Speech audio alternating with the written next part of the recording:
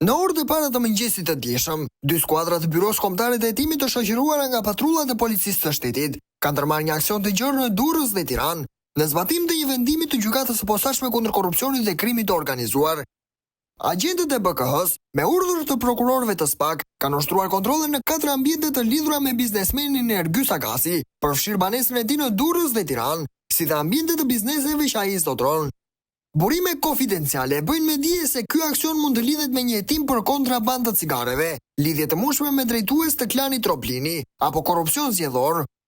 Megjithatë, detajet mbeten ende të paqarta për shkak të rezervës së lartë që mban SPAK lidhur me këtë çështje. Ndërkohë, burime jo zyrtare kanë konfirmuar se në kuadër të këtij hetimi janë lëshuar edhe urdhra arreste, por nuk është bërë ditur nëse mes të ndaluarve ndodhet vetë Agasi apo persona të tjerë të lidhur me të. Hetimet vijojnë, ndërsa pritet që institucionet përkatëse të japin më shumë informacione në orët në vijim.